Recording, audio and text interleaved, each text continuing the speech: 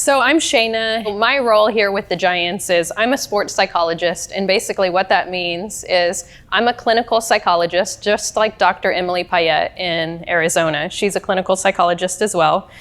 But my extra piece is that I focus on sports as well. So I do both mental health and mental performance. My main role is here with the major leagues. Like Cliff just said, I have this really great office here. And the idea behind my office here is to create a space that doesn't feel like you're at the stadium. So a lot of guys like to go in there and just have a little bit of time away because it's loud, there's people everywhere, you don't have a lot of personal space in this environment, right? And so my office is a great space for guys to come in, take a breath, do some meditation if they like, or talk through some stuff. And so my role is not just around mental health, but also mental performance. So I see so I'll be totally honest with you, the majority of the people who come my way are players, and those players typically are pitchers, but I see position players as well. I also help out with the coaches and any staff. And so basically this is just a free confidential service that anybody who works within the Giants can utilize. And I really encourage you to consider it because at this level, I think if you're not paying attention to your mental game, you're doing yourself a disservice. We all know that in life, when we're feeling our best and we're most confident, we're gonna perform our best. And so thankfully, I'm not alone in this role. Emily and Drew, you guys probably know Drew well, right? He's gone to all the different affiliates. You'll see Drew and Ellie running around. Ellie's his service dog and one of our therapy dogs. And Emily, she's stationed out of Papago in Arizona, and she has Willie, the minor league therapy dog. And we do presentations together. We all do similar work. Drew's just not a clinical psychologist. We call Drew a mental health advocate. And all of you are familiar with Drew's story, is that correct? Yeah, Drew's story, I think, was a tough one for all of us. So my very first year within the Giants, I thought I was really excited to get into professional sports, right? You guys are extremely high functioning, and then COVID happened. Everybody got sent home, and unfortunately, when Drew went home, he attempted suicide. And I'm not sure if you know about the details of his attempt, but he shouldn't be alive today. Thankfully, he is, and it really shook up the organization. Drew's been very open about his story, and he shared that I was his therapist. That was a really tough thing for me to go through, to watch somebody I was working with try to take their life, and I had no idea about it. And I said to him, Drew, tell me what I miss. Please be honest with me about this. It's gonna make me a better provider moving forward. And he said, not even the closest people in my life knew. If there was anything I could have told you I would have, you couldn't have done anything different. Sadly for Drew, it was like he almost had to go through that to be able to really live again.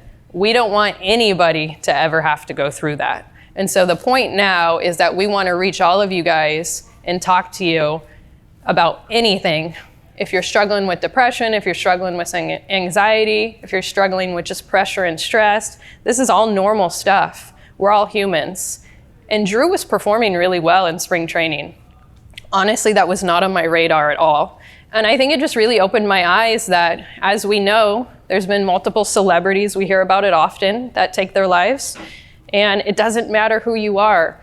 Mental health does not discriminate. We're all gonna experience some sort of struggles at some point in our lives. And I want you to know that you're not alone in it, that we all struggle at times. I'm a doctor of psychology, went to school forever to get this degree, and I still struggle at times with my mood. It's a very normal part of being human. And so I think we need to be aware of it, first off, be open to talking about it, and getting the treatment that we all need. And so I just wanted to talk a little bit about why we value mental health so much here at the Giants. And a huge part of the reason is Drew's story. Honestly, his story and what everybody experienced really shook the organization. I remember being on a Zoom call, having to tell all the players afterwards and watching their reactions. And then several months after, one of the very first things Drew said after all of his surgeries was, I'm gonna come back and I'm gonna play. And I was like, okay, let's take our time here. And I'm gonna share my story. And I was like, I think that's really great, but we want you to be in a really good, healthy place. So let's just focus on that. He was adamant, though, he was gonna come back and do both those things. I was kind of like, didn't have the heart to tell him, you're probably not going to play with one eye, because that's not my space, right? That guy showed us all, right? He came back and he played at AAA in Sacramento. He hit several home runs, was an amazing outfielder, but halfway through the season, it was time for him to retire. It wasn't good from a mental health standpoint. But you know what was fascinating was, after Drew went there with Ellie and played, my first trip back to Sacramento, I had like 6 guys approach me and said they wanted to talk. And I thought, man, what's going on in Sacramento right now? And every one of those guys that I sat down with said, Drew said he works with you. And he said he thought it would be good for me to do the same. And right then I recognized, we got to hire this guy. You guys listen to Drew differently than you listen to Emily and I.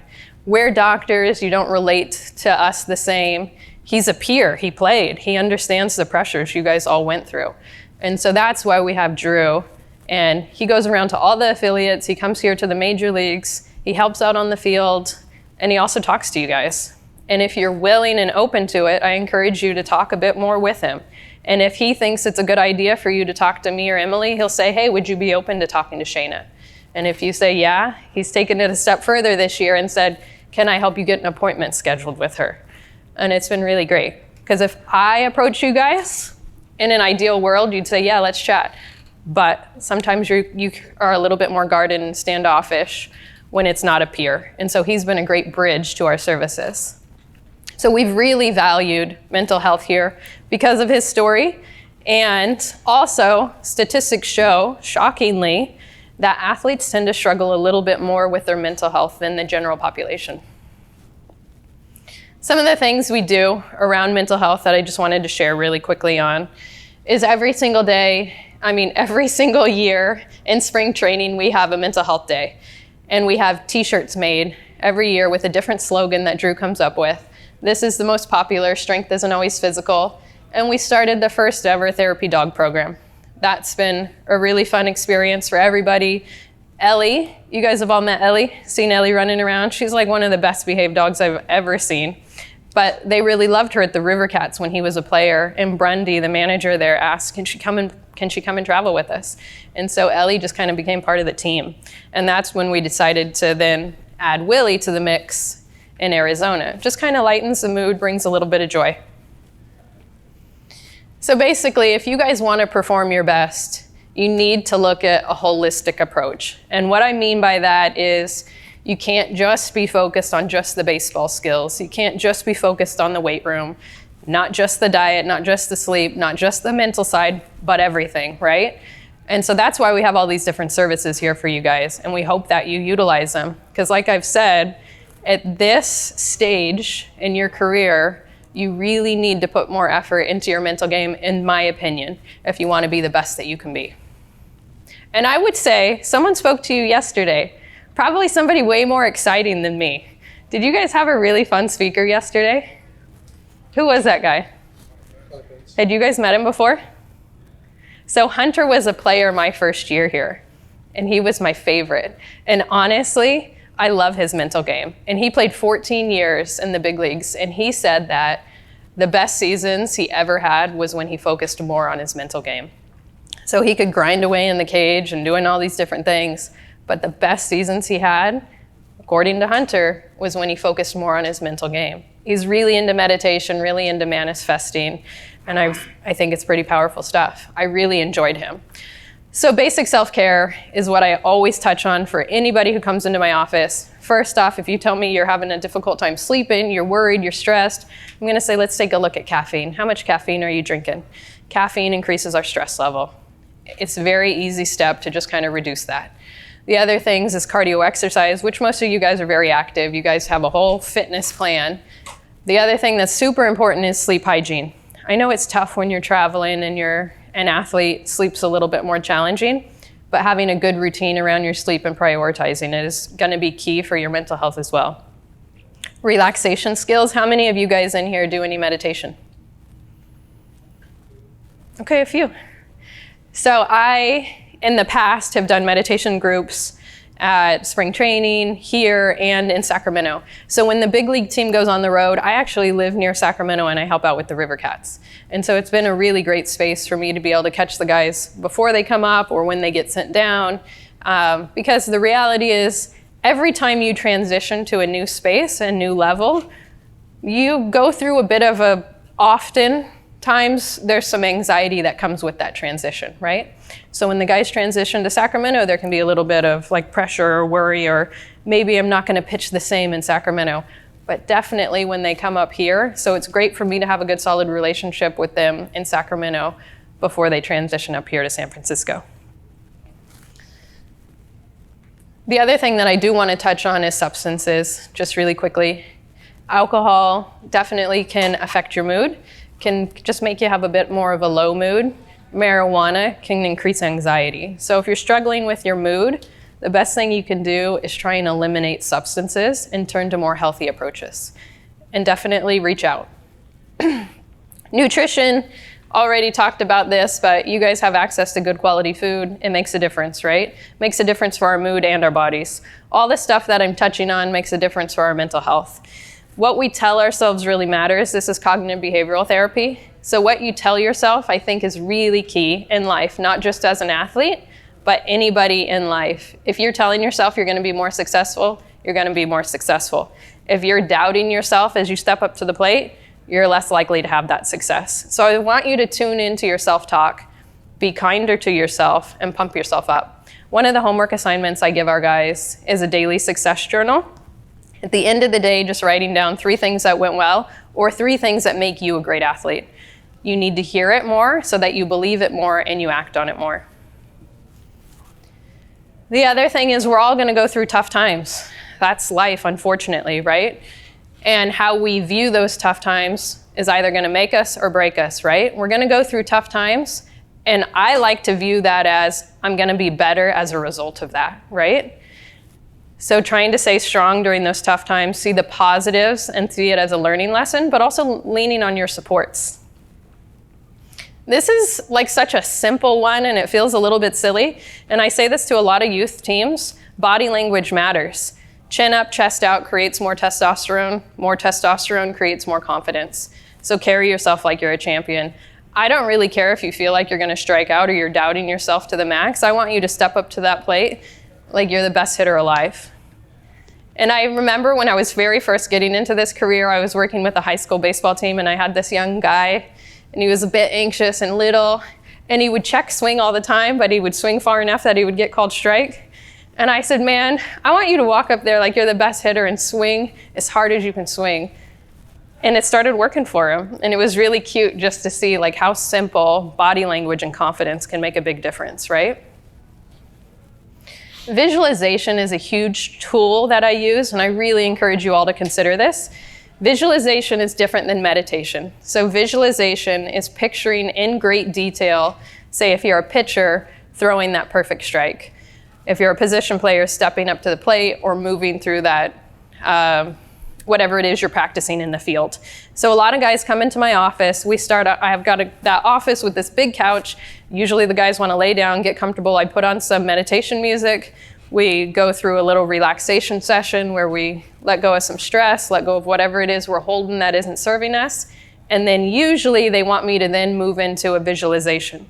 So what that would look like is now picture yourself the best you've ever played. What does that guy look like? So I also work for the Sacramento Kings basketball team, and the guys love this as well. And I asked these guys, tell me, what was it like the best you've ever played? What did that guy look like? When was it? I want to hear all the details about the best you've ever played. And you're so confident, you're so free and easy, and that's the guy I want you to be. I want you to embody that guy as you step out on the mound or you step up to the plate. So when you do your visualizations, I want you to feel that confidence, but put yourself in that moment. Feel the temperature of the breeze on your skin, taste whatever's in your mouth, activate all the different senses. I have a bunch of custom recordings that I have done. If any of you have any interest in a visualization around pitching or hitting or whatever it might be, I can make you a custom one or I can send you one that I've already done. And the idea behind visualization is it activates our muscles on a micro level. So you're literally practicing that perfect pitch or hit without ever leaving the bed or couch. This is great for when you're injured. This is great for when you're just kind of going through it. It's great to just practice. One of our best pitchers that we've ever had here, this was really cute. He had a mound in his garage, and he would go out there and he would visualize the Dodgers and who he would be facing. So he said he would know exactly what he was going to do when Mookie was up to bat. And I said, what does that guy look like when he's had a successful outing or when you've pitched the best? And he goes, looks like I'm carrying 2 suitcases. And he did this little motion in my office walking. And I said, what if you picked up those 2 suitcases during warm-up and you embodied that guy instead of waiting to have that great outing? What if that guy came first, right? And so just how you carry yourself and that confidence matters. But in my opinion, some of our best players utilize these tools. And you guys, it might not be the right fit for you, but I think it's worth giving it a try. Other thing is practice gratitude. I don't want to go into too much detail because I know I'm chatting your guys' ears off right here. But just staying positive, recognizing your coaches, your teammates, all that sort of stuff makes a big difference. Meditation, I really encourage it because we all have different stressors throughout our lives, and we just need to have our body and our nervous system bring it back down. I think this is really key for staying balanced and focused in life. So if you're willing and interested, try meditation. If you want me to send you a recorded meditation, I'll do that. Happy to do so. I had one guy who would want to do it out on the field so he could practice with the different noises and stuff, live, how to just kind of relax. Another guy here, literally every single day, he wants 20 to 40 minutes of meditation before a game. Honestly, I've actually really enjoyed it because it holds me accountable, and I've noticed the times where we've missed it, I'm not as grounded and relaxed and focused. So it's been a really amazing technique.